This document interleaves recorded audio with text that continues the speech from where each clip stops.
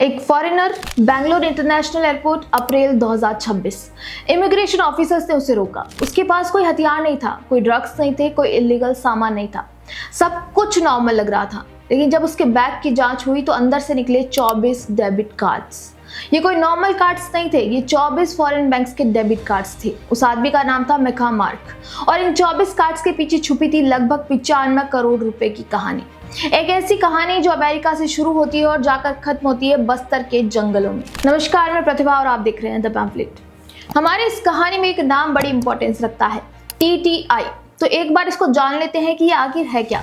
The Timothy initiative एक global Christian missionary organisation जिसका headquarters America में है। इनका मिशन साफ है, अ church in every village everywhere, मतलब हर गांव में एक चर्च। ये कोई छोटा ग्रुप नहीं है। इनके अपने पब्लिश्ड नंबर्स कहते हैं कि 2007 से अब तक ये 2,68,750 चर्चेस प्लांट कर चुके हैं 50 से ज्यादा देशों में।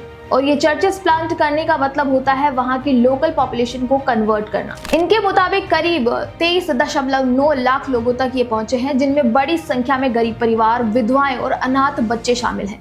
अपने वेबसाइट पर ये दावा करते हैं कि हर 11 मिनट में एक नई चर्च बनती है। इनका मॉडल सिंपल लेकिन बहुत ऑर्गेनाइज्ड है। एक आदमी को ट्रेन करो, वो 10 लोगों को ट्रेन करता है, फिर वो आगे 10-10 को, मतलब सोफिस्टिकेटेड पिरामिड स्कीम है। लीडरशिप के अलग अलग लेवल्स बनाए गए हैं, Titus, Timothy, Pauls, master trainers, movement leaders. कुछ एनालिटिक्स ने इस मॉडल को मल्टी लेवल सिस्टम जैसा बताया है। फर्क बस इतना है कि यहाँ प्रोडक्ट नहीं, बिलीफ फैलाया जाता है। अब वो जो फॉरेन नेशनल पकड़ा गया था, उसके कार्ड्स TTI की ही एक्टिविटीज से कनेक्टेड बताए गए हैं। कुछ समझ आया?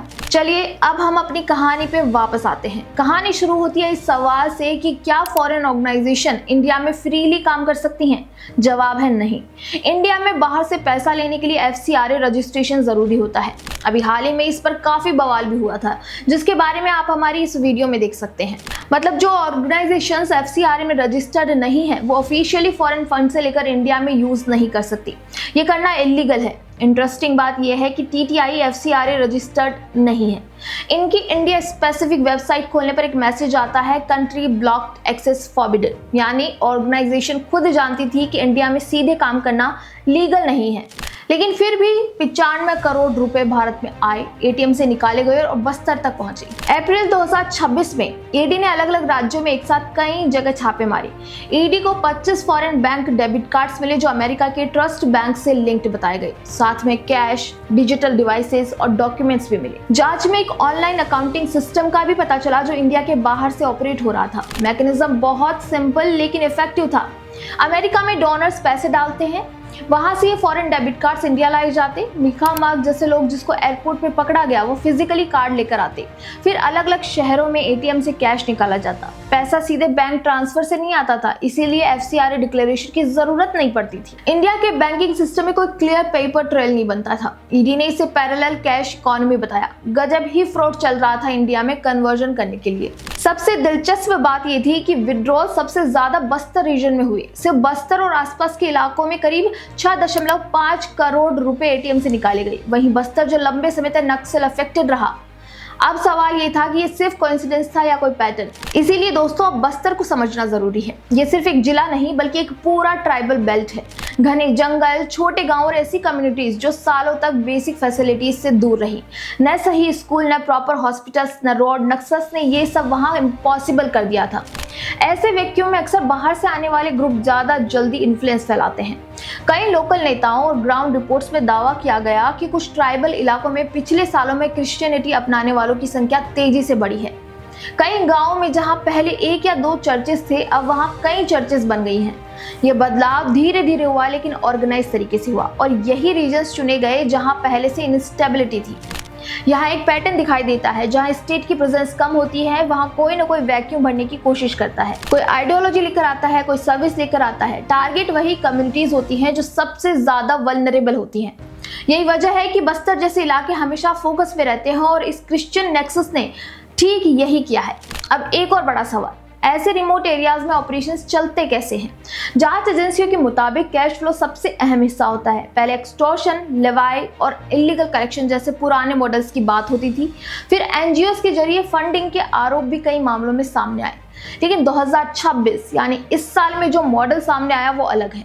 Foreign debit cards, ATM withdrawals, offline cash distribution और ऑफशोर अकाउंटिंग। न डायरेक्ट ट्रांसफर, न लोकल रजिस्ट्रेशन, न क्लियर अकाउंटेबिलिटी। ये मॉडल सिंपल भी है और ट्रेस करना भी मुश्किल। पैसा बैंकिंग सिस्टम में विजिबल नहीं होता, लेकिन ग्राउंड पर कैश के रूप में पहुंच जाता है। यही वजह है कि जांच एजेंसियों ने इसे सीरियस माना, खासकर इसलिए क्योंकि विड्रॉल्स सेंसिटिव रीजंस में ज्यादा हुए हैं। इसी बीच छत्तीसगढ़ में एक नया लॉ भी आया। 2026 में स्टेट असेंबली ने फ्रीडम ऑफ रिलीजन से जुड़ा नया बिल पास किया। इसमें मास कन्वर्जन के मामलों में सख्त सजा का प्रोविजन रखा गया। कन्वर्जन से पहले अथॉरिटीज को इन्फॉर्म करना जरूरी किया गया। स्पेसिफिक कोर्ट्स का प्रोविजन भी जोड़ा गया ताकि केसेस जल्दी निपट जाएं। इस लॉ को लेकर रिएक्शन भी आए। अब इस लॉ को कुछ ग्रुप्स ने काफी अपोज किया। जगदलपुर में हजारों लोग प्रोटेस्ट के लिए भी जुटे। इस डिबेट के बीच ही ईडी की रेड्स की खबर आई और 95 करोड़ रुपए वाला मामला सामने आया। इसी वजह से टाइमिंग ने सवाल और बढ़ा दिए। साफ है कि कन्वर्जन को बड़े स्केल पे फंड करने के लिए ये फॉरेन ऑर्गेनाइजेशन लगातार काम कर रही थी, जिसको अब धर लिया गया है। दोस्तों, पिछले कुछ सालों में सिक्योरिटी ऑपरेशंस से नक्सल प्रेजेंस ऑलमोस्ट खत्म हुआ है। कई बड़े एनकाउंटर्स हुए, लीडरशिप कमजोर हुई और रेड कॉरिडोर सिकुड़ गया है। सिक्योरिटी फ्रंट पर स्टेट मजबूत दिखाई देता है। इसी बीच ये 95 करोड़ रुपए वाला मामला एक अलग सवाल खड़ा करता है। अगर फॉरेन डेबिट कार्ड्स के जरिए कैश निकल रहा था तो ये सिस्टम कब से चल रहा था? क्या ये आइसोलेटेड केस है या बड़ा नेटवर्क? क्या सिर्फ एक ऑर्गेनाइजेशन इन्वॉल्व थी या और भी? इंडिया में हजारों एनजीओस हैं, उनमें से कई जेन्युइनली काम करते हैं। सभी को एक नजर से देखना गलत होगा, लेकिन जब कोई ऑर्गेनाइजेशन ऑफिशियली रजिस्टर्ड नहीं है फिर भी सेंसिटिव एरियाज में कैश फ्लो दिखाई देता है तो सवाल उठना नॉर्मल है। दोस्तों, इन्वेस्टिगेशन जारी है, बस देखना यह है कि कहां तक इसकी जड़ें जाती हैं। आपके इस बारे में क्या विचार है? हमें कमेंट करके जरूर बताइए। वीडियो पसंद आए तो लाइक, शेयर एंड सब्सक्राइब करना ना भूलें।